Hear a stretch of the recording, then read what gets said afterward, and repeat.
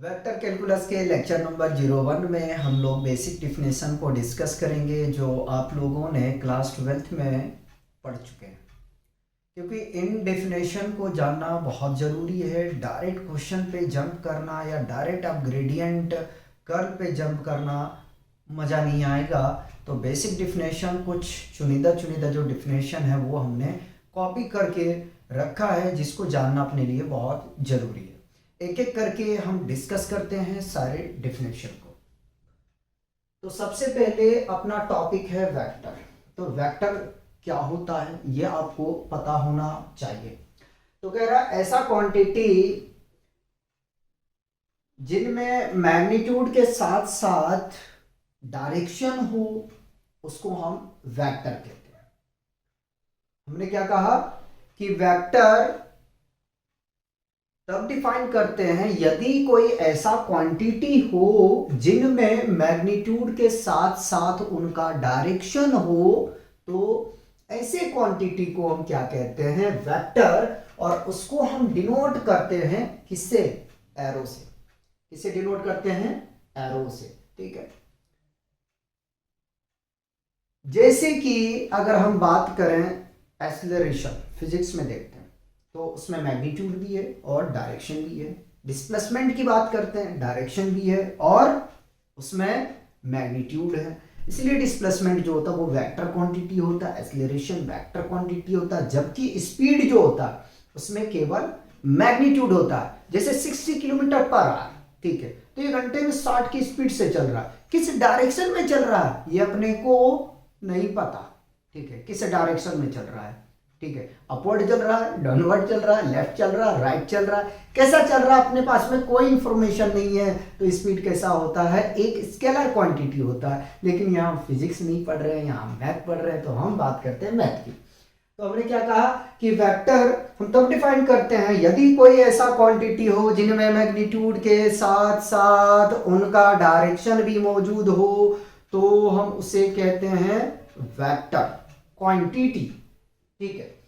अब आगे में बात आ जाता है कि जब वेक्टर हमने पढ़ लिया तो अपने को टाइप्स भी जानना चाहिए। हमने ज्यादा टाइप्स को कॉपी नहीं किया है, जो हमारे लिए जानना बहुत जरूरी है उन टाइप्स को हमने कॉपी किए हैं। पहला आ जाता है जीरो वेक्टर। ठीक है, जीरो वेक्टर। तो जीरो वेक्टर हम कब कह सकते हैं, तो मैंने लिखा है कि a vector whose initial and terminal point coincide is called a zero vector और नल वेक्टर। मतलब ऐसा वेक्टर जिसका इनिशियल टर्मिनल, ठीक है, या इनिशियल पॉइंट कहेंगे और टर्मिनल पॉइंट कहेंगे तो अच्छा रहेगा, टर्मिनल कहेंगे मजा नहीं आएगा। क्या हमने कहा कि ऐसा वेक्टर जिनका इनिशियल पॉइंट और टर्मिनल पॉइंट कॉन्साइड हो जाए, ठीक है, कॉन्साइड हो जाए, तो ऐसे वेक्टर को क्या कहते हैं, नल वेक्टर कहते हैं या जीरो वेक्टर कहते हैं। क्या हमने कहा कि ऐसा वेक्टर जिनका इनिशियल पॉइंट और टर्मिनल पॉइंट कॉन्साइड हो जाए, ठीक है, या कॉन्साइड हो, तो ऐसे वेक्टर को हम नल वेक्टर कहते हैं या तो जीरो वेक्टर कहते हैं। बेसिकली जीरो वेक्टर और नल वेक्टर को हम डिनोट करते हैं, जीरो के ऊपर में एरो लगा देते हैं। तो ये जीरो वेक्टर को रिप्रेजेंट करने का अपना तरीका है। अब बात करते हैं को initial vector. Coinitial vector तब डिफाइन करते हैं जब दो या दो से ज्यादा वेक्टर का सेम इनिशियल पॉइंट हो, यानी कि स्टार्टिंग पॉइंट जो हो वो सारे वेक्टर का एक हो, तो हम ऐसे वेक्टर को को इनिशियल वेक्टर कहते हैं। समझिएगा जरा सा। मान लेते हैं कि एक वेक्टर हमारा ये है, ठीक है, एक वेक्टर इसको ले लेते हैं, एक वेक्टर इसको ले लेते हैं, ये ओरिजिन है। ठीक है, इसको मैंने ए वेक्टर कहा, इसको मैंने बी वेक्टर कह दिया और इसको मैंने सी वेक्टर कह दिया। समझिएगा, डेफिनेशन में भी वही कह रहा है कि two or more vector having same initial point are called coinitial vector. Coinitial vector एक ऐसा वेक्टर होता है, ठीक है, जिनमें दो या दो से ज्यादा वेक्टर का जो स्टार्टिंग पॉइंट हो शुरुआती पॉइंट हो वो एक हो तो ऐसे वेक्टर को हम कोइनिशियल वेक्टर कहते हैं। फिर से समझाते हैं, दो या दो से ज्यादा वेक्टर जिनका इनिशियल पॉइंट सेम हो तो ऐसे वेक्टर को हम क्या कहते हैं, कोइनिशियल वेक्टर कहते हैं।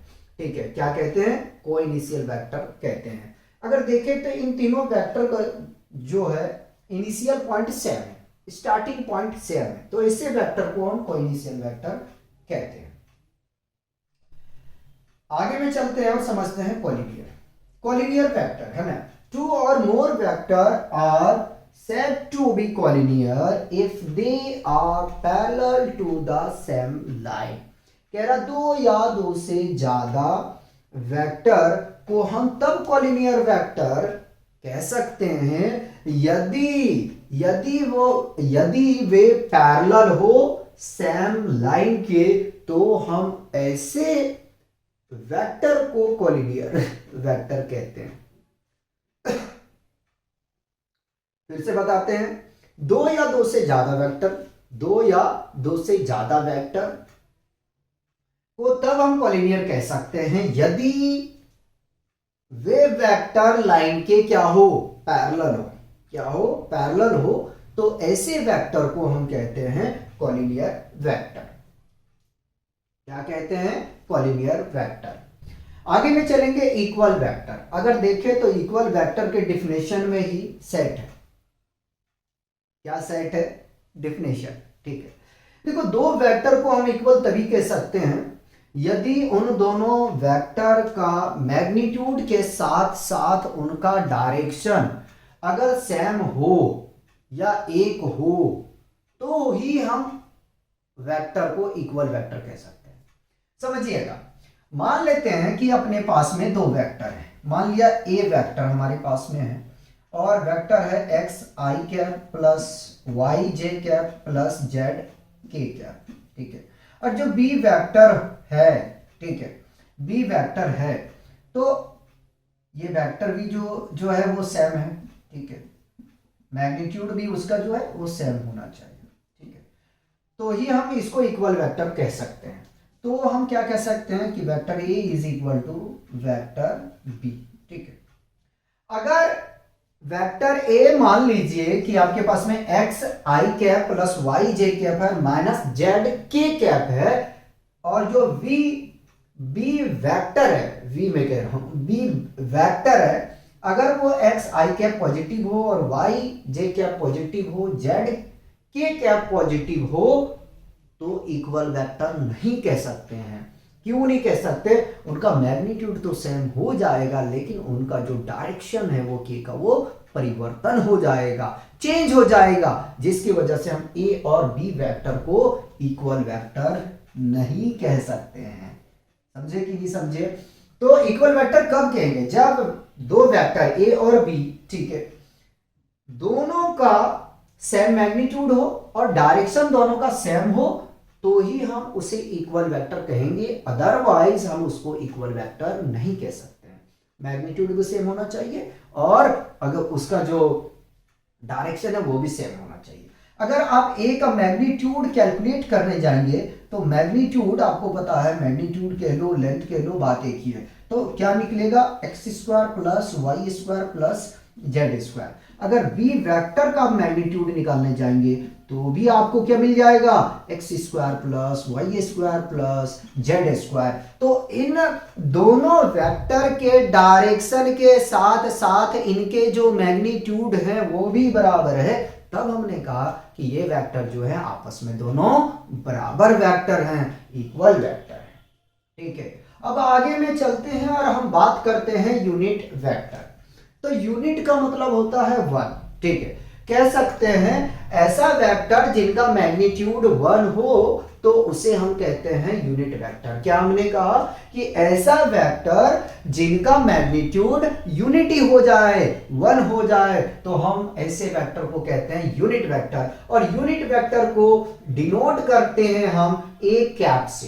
ठीक है, ए कैप से कहते हैं, हम मान लेते हैं सपोज दैट कि ए हमारा कोई वेक्टर है। ठीक है, एक्स आई कैप प्लस वाई जे कैप प्लस जेड के कैप। ठीक है। तो ए कैप वेक्टर को रिप्रेजेंट करने का तरीका यह है कि ए वेक्टर होता है हमेशा इक्वल होता है किसका, vector of A divided by magnitude of A vector का। ठीक है, आप चाहें तो इसका कैलकुलेशन कर सकते हैं आप, या तो इसको यहीं छोड़ दें। तो ए कैप यानी कि जो अपना यूनिट वेक्टर है वो अपने लिए बड़ा इंपॉर्टेंट रोल प्ले करेगा हमें वेक्टर कैलकुलस को सॉल्व करने में। तो अच्छे से समझिएगा कि यूनिट वेक्टर को ए कैप से डिनोट करते हैं, और जो ए कैप होता है वो इक्वल किसके होते हैं, vector of A divided by magnitude of A, इसके इक्वल होता है। ठीक है, याद रखिएगा।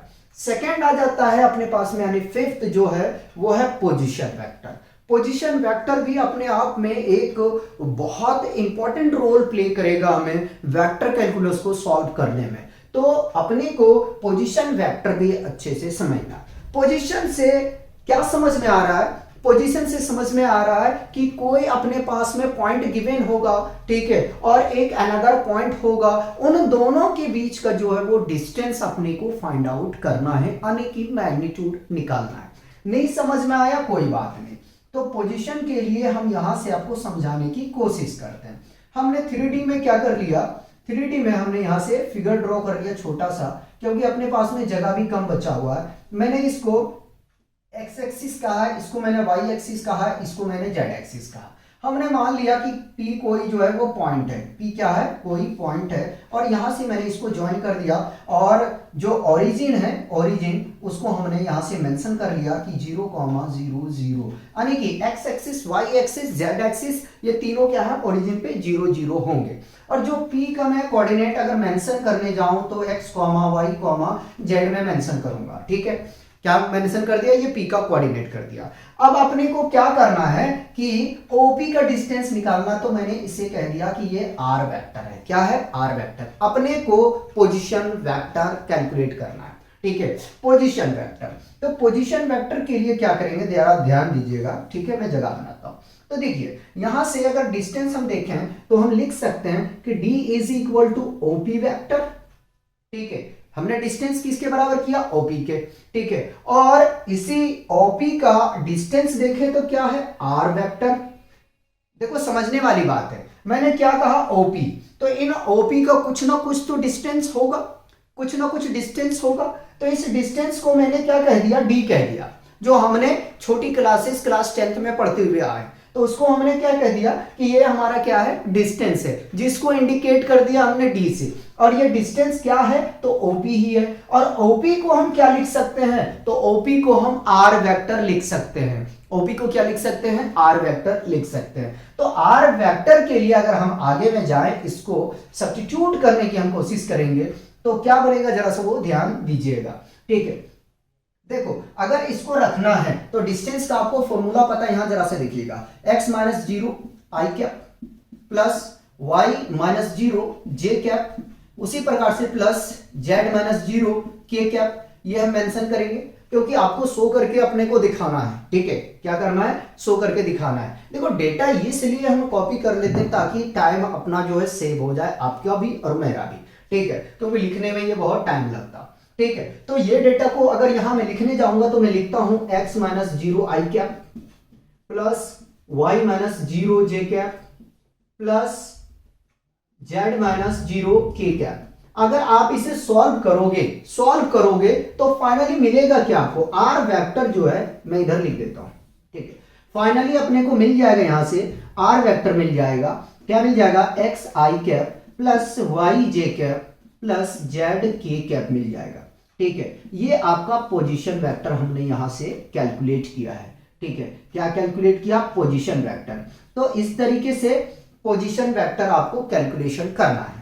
अब बात रह गया कि अगर लेंथ कैलकुलेट करना है, मैग्नीट्यूड कैलकुलेट करना है, तो उस मैग्नीट्यूड के लिए जस्ट अभी हमने सीखा है कि अगर R वेक्टर का हम ऐसा करते हैं कि इसका अगर मॉडुलस निकाल लेते हैं, इसका मॉड निकाल लेते हैं, तो मैग्नीट्यूड पता चल जाएगा। चलो जी, मैंने इसको क्या किया कि इसका भी मैग्नीट्यूड हम फाइंड कर देते हैं। X square plus y square plus z square, ये आपने क्या निकाल लिया, ये मैग्नीट्यूड निकाला है। किसका निकाला है, तो R का निकाला है।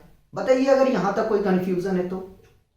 ज्यादा अपने को डिस्कस नहीं करना, टॉपिक पे आना है, ठीक है, ज्यादा बेसिक पे डिस्कस नहीं करना है। इतना इसलिए रिकॉलिंग करना जरूरी है क्योंकि जब हम क्वेश्चन को लगाएंगे, ग्रेडियंट निकालेंगे, यूनिट वेक्टर निकालेंगे, पोजीशन वेक्टर निकालने के लिए अपने को जरूरत पड़ेगा, ताकि वहां जो है ना अपने को कोई प्रॉब्लम क्रिएट ना हो। इसलिए चाहते हैं कि वो चीजें पहले डिस्कस कर लिया जाए ताकि आगे में कोई प्रॉब्लम क्रिएट ना हो, ठीक है। अगर यहां कोई प्रॉब्लम है तो मुझे बताइए। अब सवाल ये मत कर देना कि यहां स्क्वायरिंग क्यों नहीं लगाए हो, ठीक है। मैं डायरेक्ट इसको आपको डी के इक्वल करके दिखाया हूं, ठीक है।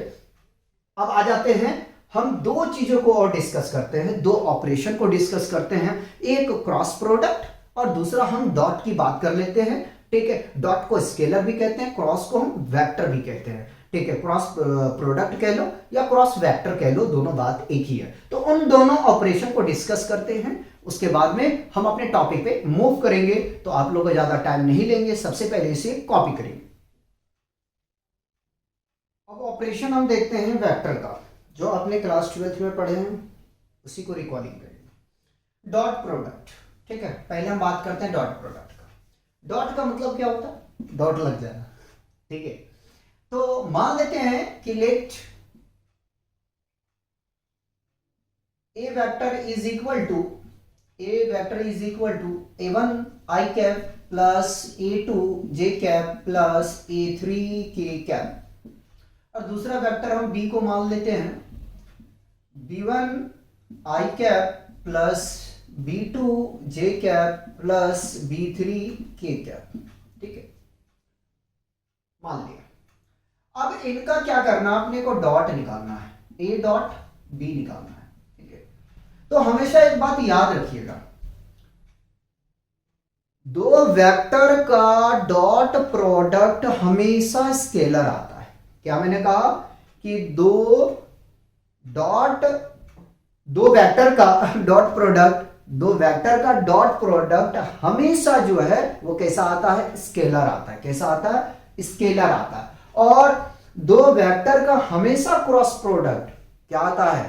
वेक्टर आता है। ये बात याद रखिएगा, इंपॉर्टेंट पॉइंट है, जानना जरूरी है, ठीक है। चलिए, तो मैं मेंशन कर रहा हूं a1 i cap plus a2 j cap plus a3 k cap, dot लगा दिया हमने, वैल्यू रख दिया b1 i cap plus b2 j cap plus b3 k cap, ठीक है, लगा। इसका प्रोडक्ट करोगे ना यार, तो आ जाएगा आपके पास में a1 b1 plus a2 b2 plus a3 b3। ये किसका आया? डॉट a और b वेक्टर का, ठीक है, आ गया। ये स्केलर है। अगर एंगल के फॉर्म में हम लिखने जाएंगे तो a dot b is equal to, ठीक है, magnitude of b vector cos theta, ठीक है, कॉस थीटा, ये आप लिखेंगे, ठीक। ये दूसरा हो गया। तीसरा ये है कि ये कम्यूटेटिव लॉ को होल्ड करता है, ठीक है। कम्यूटेटिव लॉ को क्या करता है? होल्ड करता है। तो हम यहां से लिख सकते हैं a vector dot b vector is always equal to v vector dot a vector, ठीक है। इन तीनों को हम लिख सकते हैं।